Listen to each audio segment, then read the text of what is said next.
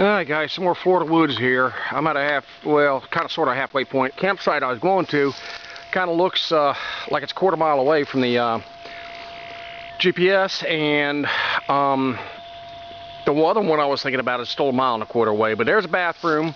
This is not a designated campsite, so unfortunately, if they catch me staying here, somebody comes out here looking around, well, I'm not gonna, they're gonna tell me to leave, get to one of the designated campsites. I would think anyway, because it's not a designated campsite anyway.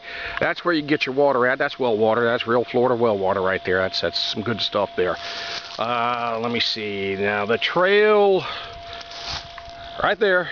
That's the trail to the campsite that's still a mile and a quarter away.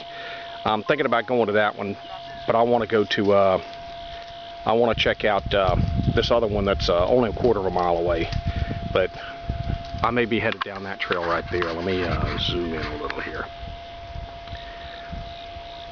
See the red trail markers there, I hope.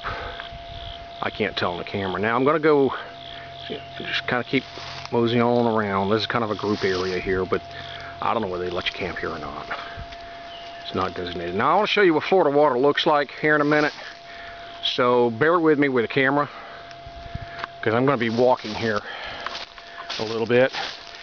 Now this creek that I'm going to show you is supposed to be, this campsite is supposed to be along this creek that I'm going to show you here. But if the creek at the campsite looks like this one does, I don't know what about saying there. I mean, this is what Florida water looks like, guys. This is why I'm trying to watch where I'm walking here. This is why filters don't really do a whole lot of good here in Florida. You can see how tannicky it is. All that it looks like tea. It doesn't taste like tea. It tastes like shit, but it looks like tea. All the leaves in it. You got to really, filter it out good. Let me take a side step over this way because the trees and bushes are in the way and the sun's reflecting and all. Get a little closer to it. And zoom out some. Okay, there we go. That might give you a better idea right there. I mean, this is pretty much a dry creek bed right now. Pretty much, I guess it's not getting fed from anywhere. I don't know. I mean, my first time here at Bay Yard, so, but this is pretty much just a mud puddle here.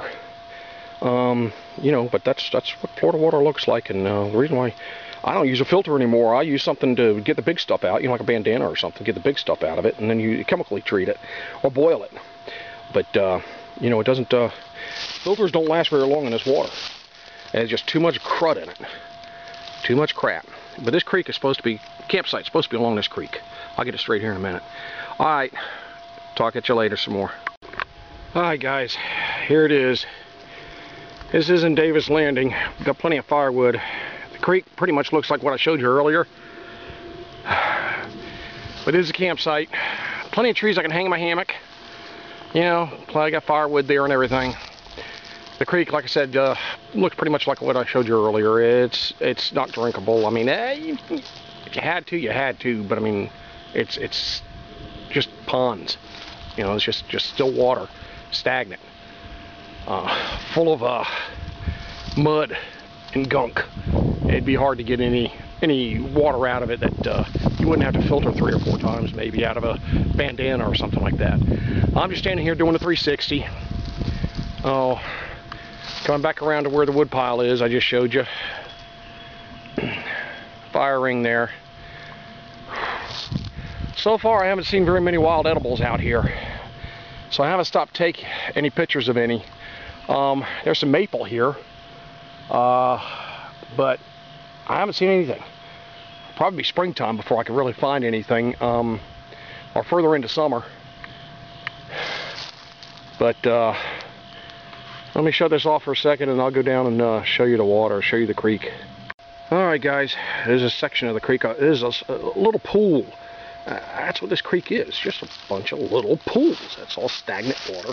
Some of it looks worse than this does, as far as sediment and everything mixed in with the water.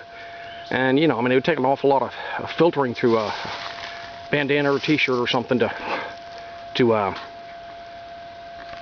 get all the sediment out of it. Not to mention the leaves and other bugs and stuff.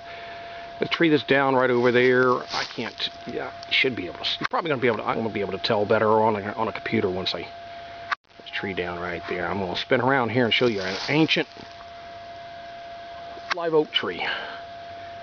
This thing's been here probably for 100 years. But there's some more water there, another pool of stagnant water, and it doesn't really smell, doesn't really stink. Just standing here next to it. But you know, if I could find better water, I would. If I couldn't, I'd do what I had to do this. I'd probably boil and, you know, filter it through whatever cloth I had, and boil it real good and chemical treat it. All right, for the oak tree, ancient old live oak tree.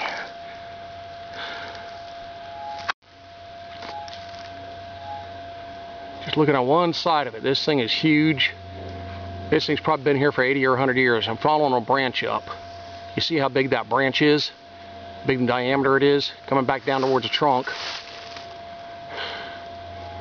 This thing has, let me zoom back out so you can tell where I'm going here. This thing is, say, pretty old. It got struck by lightning there or something. Right there.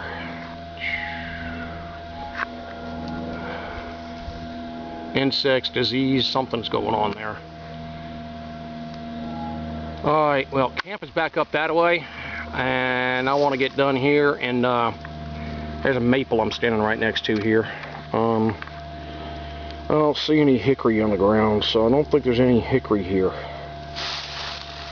Anyway, I got to go back up that way to get back to my pack and stuff, so I want to head out to Davis Landing. Hopefully that's going to be better sight. I'll get back with you later. Okay guys, I made it here a little while ago. I've eaten dinner, got some firewood and all sorts of kind of stuff. So that's St. John's River out there. I'm at Davis Landing in Bayard. That's St. John's River.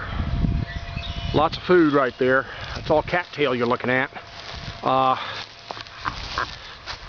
In between me and the cattail there's just a little bit of muck, and then cattail, and beyond the cattail, I'm going to swing back around this way because you can see it better.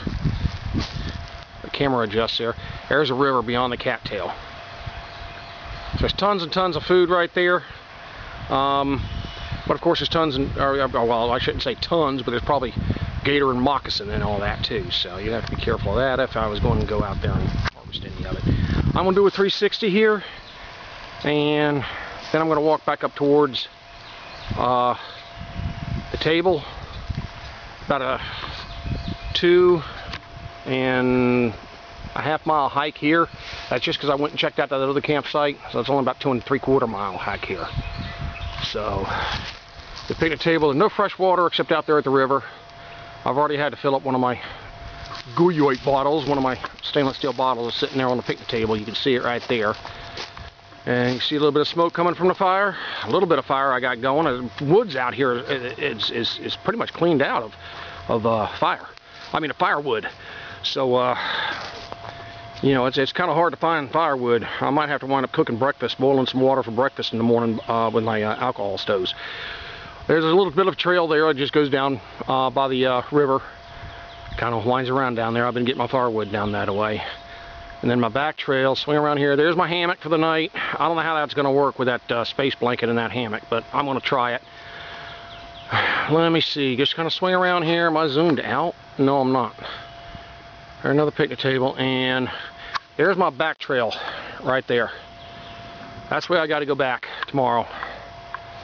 Let me shut this off and take a walk real quick and show you a little bit more, better view of well, a different view anyway. Alright, be right back. Alright guys, here's a better view of different view. Lots of cypress. Here's cypress knees. Cypress grow in very wet, moist soil. So they grow these cypress knees so they can get some air. They actually breed with those cypress knees. This stuff here I'm going to have to do some research on. I think I recognize it. I'm going to have to do some research. I'm going to have to take some still photographs with me and check my edible plants field guide, because that stuff there, I think I recognize. There's a whole bunch of it down the other direction, but it's got that purple flower on it there. Lanceolate leaves. I'm going to have to take some stills and take some pictures back with me. Alright, 360 from where I'm at. My camp It's right back over there. Oops, get it out of the lens a little bit so you can see where I'm pointing. So blocking it with my finger, my hand. Right back over there. That's where my camp is at. This is, I don't know, I'm probably 50, 60 miles from the beach. So this is inland Florida here, guys. This is not coastal, like I've showed you before. Nice thick brush. I haven't seen very many tracks other than horse tracks. People out here riding horses. I haven't seen a whole lot of wildlife tracks, but I'm sure it's out here. It's got to be. I mean, this place is a big place. They got hunting in the south end of it, so it's got to be out here somewhere. But, all right, guys, that's it. I'll maybe check in with you in the morning and get back with you. But anyway, thanks for watching. Bye. All right, guys, a couple things. Some equipment here. Wish I had bought my heavy kukri with me, but I've got the Cold Steel Magnum machete. I got the AK-47, full-size AK-47 with me. Let me see, over here in the pack, I've got my, where is it? I've got my Mora in the pack, and behind the Mora, I've got Cold Steel True Flight Thrower. So I've got that knife as my medium size and two small knives. Guys, if you ever decide you're going to buy a backpack, don't ever buy one with a single strap. All right? This Maxpedition stuff is going up on the auction block when I get home. I'm not going to keep it. Not after this hike. It's get some weight in this pack and this strap. I don't care how padded or comfortable it is. It just does not work. I mean, it hurts. So don't ever buy. I'm going back to a double. I've got one at home. It's a Wenzel, and so I'm going back to that one. And I'm going to have to find something else to use for a day pack. Maybe a different model of Maxpedition or something used for a day hike pack or a day use pack. And I got my big bucket hat over there, my big bush hat there, and a couple of Guyute bottles there. My 2-liter bladder back here, but it's empty now. So I got about 1.5 liters of water. You see my bottle of pills there. I've already put the iodine pills in that bottle there. I'm just waiting to put the PA Plus, I think it's called, in there to kill the iodine and give the water some vitamin C. Well, that's kind of what I'm doing here. My hammock over here is just a net hammock. I was going to try and sleep in that. I love a hammock, guys, but I cannot sleep in a hammock. I don't know how it's going to work out with my space blanket, but you know, this is just a cheap net hammock. I probably had this hammock for, I don't know, 15, 20 years or so. You know, I'm hoping I'm going to be able to figure it out tonight. Hopefully I'm going to be able to take this one. This is wider than my E&O hammock, Eagle's Nest Outfitter hammock, so I might be able to sleep on my side in this hammock. If not, I'm going to have to get my other space blanket out, and I'm going to have to go to the ground. But I'm going to try it. I'm going to try it.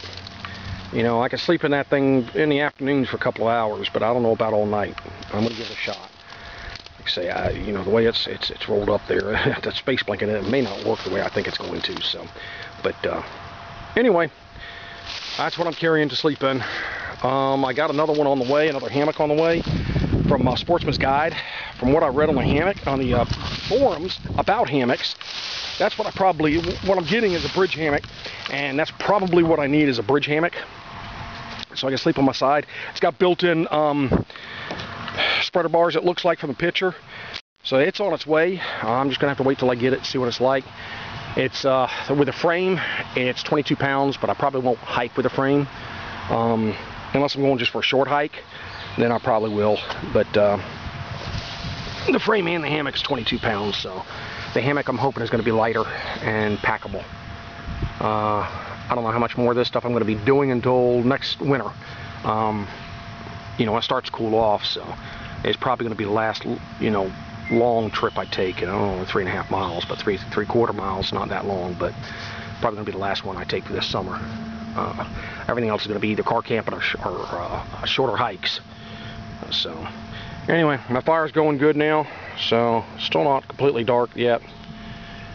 Don't have that much firewood, so I don't know whether I'll have a fire all night or not, or at least until I decide to go to bed.